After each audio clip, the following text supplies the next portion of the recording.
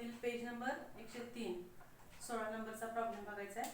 The following is the receipts and payments account of young pensioners association for the year ended 31 March 2020. Year end दिले आपल्याला 31 मार्च 2020 चं दिलेलं आहे. Receipt payment account पण त्याच तारखेचं दिलेलं आहे. आता सबस्क्रिप्शन आयटम आपल्याला 3 टप्प्यामध्ये दिलेला आहे. आता जेव्हा 2020 हे इयर एंडिंग आहे तेव्हा ते चालू झालं असणार कितीला 1 एप्रिल 2019 म्हणजे 19-20 हे आपलं कुठलं असणार आहे तर करंट इयर 2018-19 हे पाठीमागचं इयर म्हणजेच प्रिव्हियस इयर आणि 19-20 नंतर कोणतं वर्ष येणार तर 20-21 हे काय येणार आहे तर नेक्स्ट इयर. मग जे आपल्याला करंट इयरचं इन्कम असतं ते इन्कम साइडला घ्यायचं. चालू वर्षाचं इन्कम आहे ते इन्कम साइडला.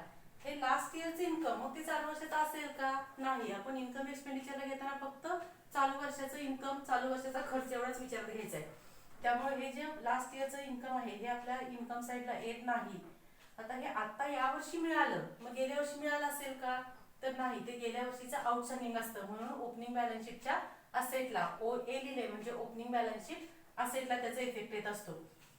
आता इथं नेक्स्ट इयर पुढच्या वर्षाचा आता इन्कम मिळाले मग ते आताचं इन्कम असणार का तर नाही म्हणून इन्कमला येत नाही. तर जी चालू वर्षाची बॅलन्स शीट आहे म्हणजेच ती क्लोजिंग बॅलन्स शीट आहे त्या बॅलन्स शीटच्या लायबिलिटीला कारण ज्या व्यक्तींच्याकडून ऍडव्हान्स मध्ये पैसे मिळाले त्या व्यक्तींना आपण 31 मार्च रोजी तेवढे पैसे देणं लागत असतो. देणं म्हणजे आपली लायबिलिटी साइड म्हणजे CL म्हणजे क्लोजिंग बॅलन्स शीटची लायबिलिटी. या पद्धतीने याचे इफेक्ट आपल्याला दाखवावे लागणार आहेत. आता प्रॉब्लेम मध्ये आपल्याला फक्त इन्कम एक्सपेंडिचर अकाउंट प्रिपेअर करायला सांगितलंय त्यामुळे इफेक्ट घेताना फक्त करंट इयरचा आपण इफेक्ट घेणार. प्रिव्हियस इयर नेक्स्ट इयरचे इफेक्ट होणार नाहीत.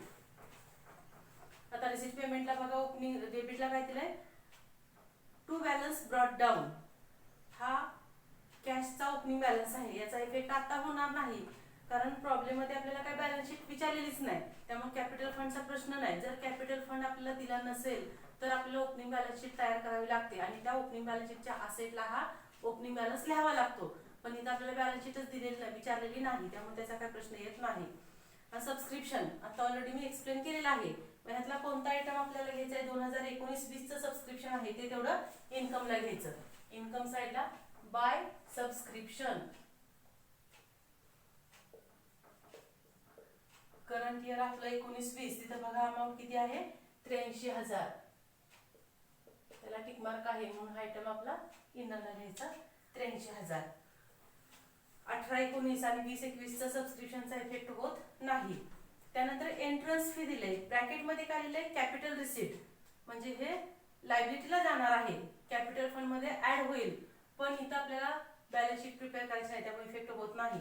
डोनेशन काही दिलेलं नाही म्हणजे आपण ही जनरल डोनेशन ट्रीट करणार आणि इन्कम साइडला लिहिणार बाय डोनेशन.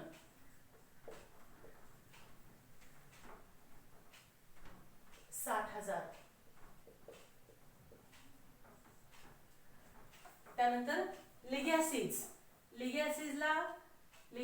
ही अमाऊंट कॅपिटल रिसीटच आहे पण जर ऍडजस्टमेंट मध्ये दिलं की 20% कॅपिटलाइज 30% कॅपिटलाइज करा तर मात्र तो आयटम आपण इन्कम साइडला घ्यायचा आणि full amount of legacy is to be capitalised असं जर दिलं तर पूर्णच्या पूर्ण रक्कम आपण डायरेक्ट कॅपिटल फंड मध्ये ऍड केली तरी चालते.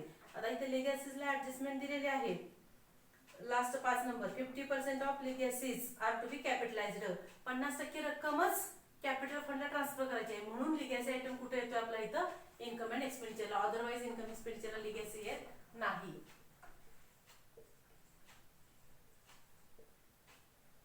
लिगॅसीज 40,000. त्यानंतर interest on deposit income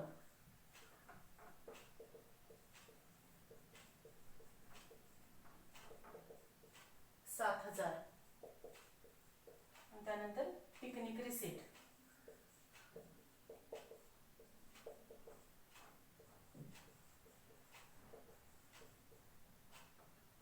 receipts 10,000. आता पेमेंट साइडला बघायचं आहे. पेमेंटला पहिल्यांदा दिले आपल्याला स्टेशनरी आपण प्रॉब्लेम वाचताना बघितलेला आहे. स्टेशनरीला ओपनिंग स्टॉक क्लोजिंग स्टॉक याच्या ऍडजस्टमेंट आहेत, त्यामुळे स्टेशनरी हा आयटम आपल्याला कुठे लिहावं लागणार आहे तर इनरला. मग किती स्टेशनरी आपण कंझ्युम केली हे आपल्याला त्या ठिकाणी फाइंड आउट करायचं आहे. त्यामुळं हेडिंग काय द्यायचं, टू स्टेशनरी युज्ड.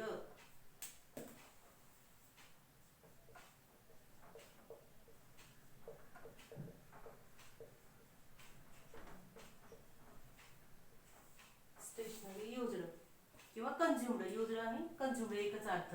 त्याच्यामध्ये पहिल्यांदा आपण opening stock,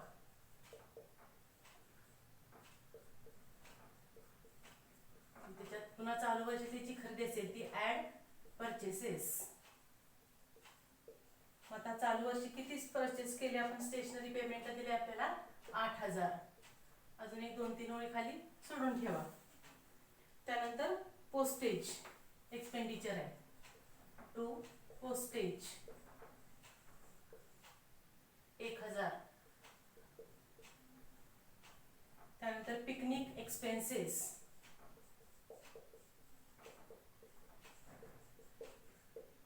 8,000.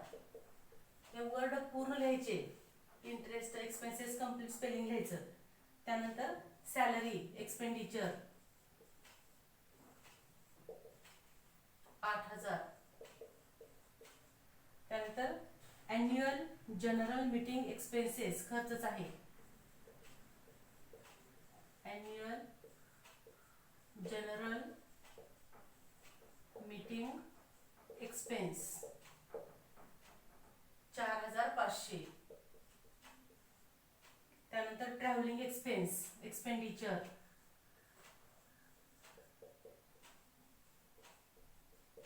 7,500. Rent 12,000 expenditure.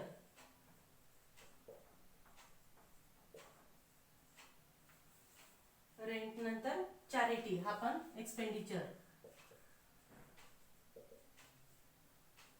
7,800. Charity नंतर सन्ड्री एक्सपेन्सेस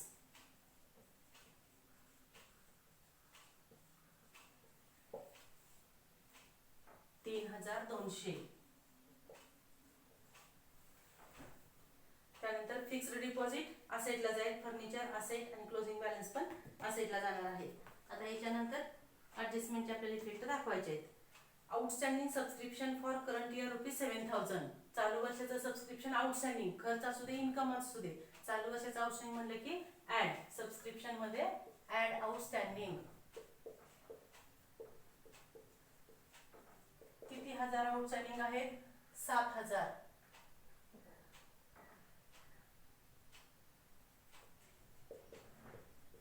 टोटल 90,000. एकच इफेक्ट होणार, दुसरा इफेक्ट बॅलन्स शीटचा होणार नाही. त्यानंतर furniture was purchased on 1 October 2019. It is to be depreciated by 10% per annum. आता याचं वाटतं का आपल्याला डेप्रिसिएशन असेट मधून लेस होतं, इथं बॅलन्स शीट प्रिपेअर करत नाही म्हणजे इफेक्ट होणार नाही असं वाटतं, पण जो डेप्रिसिएशनचा आयटम आहे तो आपला एक्सपेंडिचरला येत असतो, त्याचा इफेक्ट मात्र आपल्याला या ठिकाणी दाखवावा लागणार आहे. आता फर्निचरची अमाऊंट वरती बघायची. फर्निचर किती दिले आपल्याला, 50,000 आहे. फर्निचरची अमाऊंट प्रॉब्लेम मध्ये आहे 50,000, म्हणजे 50,000चं फर्निचर खरेदी केलं किती तारखेला, 1 ऑक्टोबर 19. मग ऑक्टोबर, नोव्हेंबर, डिसेंबर, जानेवारी, फेब्रुवारी आणि मार्च किती महिने झाले, फक्त 6 महिने. आणि डेप्रिसिएशनचा रेट दिलाय 10%. मग 10%ने 1 शून्य सोडला आपण तर किती होणार, 5,000 हे वर्षाचं डेप्रिसिएशन होईल. आणि आपल्याला सांगितलंय 6 महिन्याचं म्हणजे 5,000 मग 2,500. हे डेप्रिसिएशन असेट मधून लेस होत होतं, त्याचा इफेक्ट होत नाही. फक्त इथे एक्सपेंडिचर साईडला डेप्रिसिएशन ऑन फर्निचर हा इफेक्ट होणार आहे, 2,500. त्यानंतर outstanding picnic receipts ₹7,500. Picnic receipts मध्ये आपल्याला काय करायला लागेल, ते ऍड करायला लागेल 7,500 पिकनिक रिसिट मध्ये. पिकनिक रिसिटला आपण टिक मार्क आहे, इनरला द्यायला पाहिजे होता. Picnic receipts 10,000. त्याच्यामध्ये ऍड काय सांगितलं आपल्याला, आउटस्टँडिंग 7,500.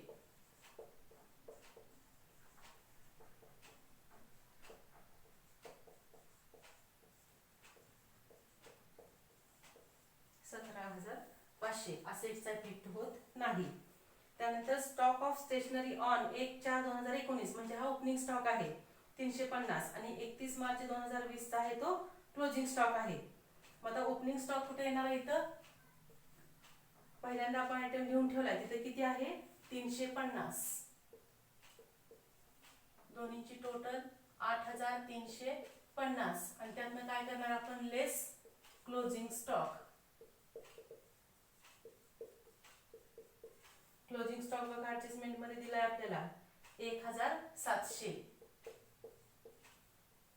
वजाबाकी करून आउटरला फिगर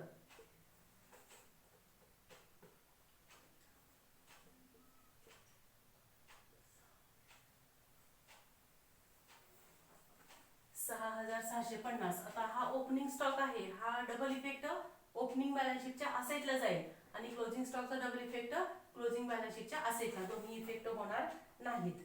त्यानंतर लेगॅसी पुढची ऍडजस्टमेंट 50% लेगॅसीची अमाऊंट कॅपिटलाइज करायची आहे. लेगॅसी मधून लेस कॅपिटलाइज्ड 50% म्हणजे 20,000 रुपये वजा होतील आउटरला 20,000 रुपये येतील.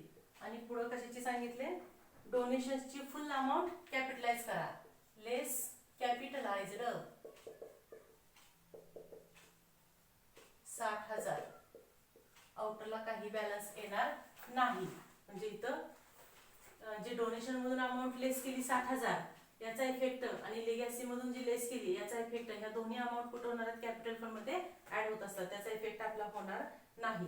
त्यानंतर प्रॉब्लेम क्लोज करायचा. ऑब्झर्व करायची कोणती साईड जास्त क्रेडिट साईड जास्त आहे. क्रेडिट साईड टोटल 1,34,500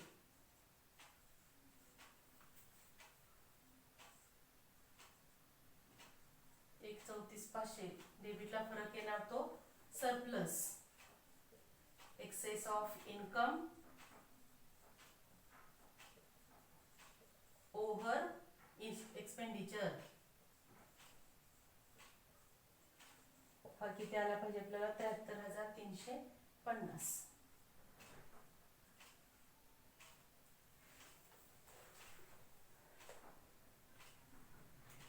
याच्यातली हा आयटम बघा हे परचेसेस कुठे दिले आपल्याला पेमेंटला. ओपनिंग स्टॉक हा लास्ट इयरचा डेट वरून कळतोय आणि क्लोजिंग स्टॉक हा या वर्षाचा शेवटचा. ओपनिंग स्टॉक हा याच्यामध्ये ऍड होता इथे दोन्ही आयटम आणि क्लोजिंग स्टॉक लेस होतोय. त्या पद्धतीने हा प्रॉब्लेम सॉल्व्ह करा.